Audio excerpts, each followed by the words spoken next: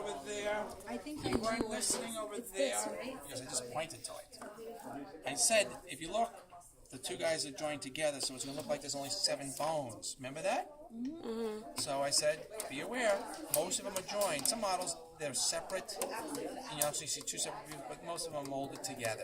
So that's why that's one and that's it. So that's the triquetrum bicycle. They're 2 separate bones. No. Yes, when God made us, He put us in a mold, okay. No, I meant this. Is it put together like this in our body? That's what I just said. It's not. So why would they make a When model God made us, He like separated that? these 2 bones. No, but why would they? Because put you know why? Students do this, and all of a sudden, now it's no longer attached. So that's why. All right, so it easily breaks off. So it's such a small little guy; it'll snap off there. So they have, if it's separate, they have to put a little wire between the 2.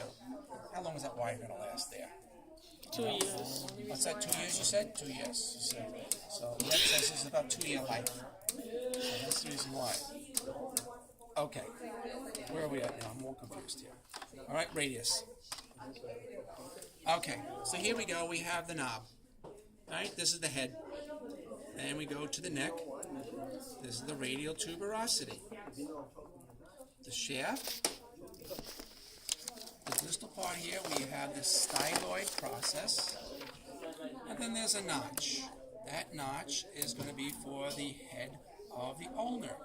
That notch has to face which direction? Medially or laterally? Medially.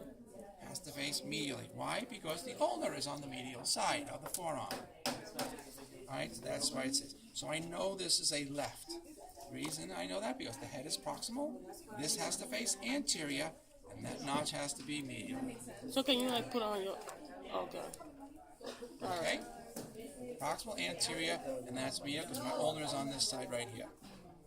Alright, let's go to the ulnar. It's got the U. That's how I know.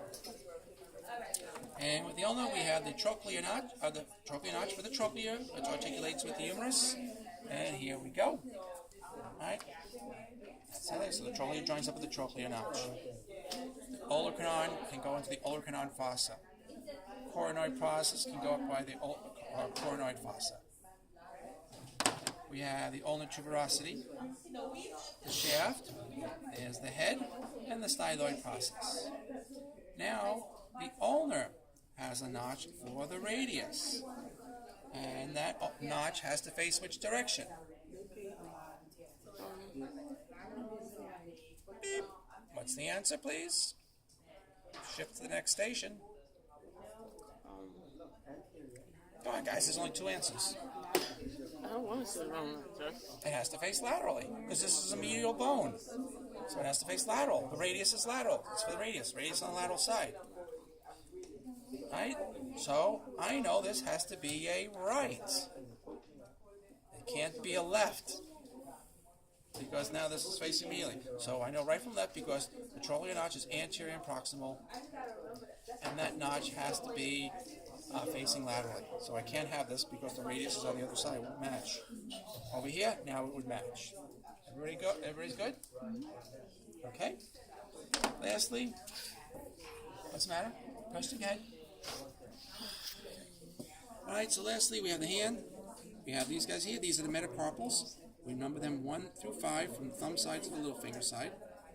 The fingers or the digits are made up of the phalanges. Digits 2 through 5 have 3. Proximal, middle, and distal. First digit, proximal and distal. Carpals consist of 8 bones that are in 2 rows of 4, a proximal row and a distal row. So you have to know where to start from. We can't start there because that's the bone that's closest to the thumb, and that has to be the trapezium. So that makes this the starting point. So we're going to say scaphoid, lunate, triquetrum, and pisiform. Distally, trapezium, trapezoid, capitate, and hamates. Now that's the hamate because there's the good old hook of the hamates. Beep. I like that.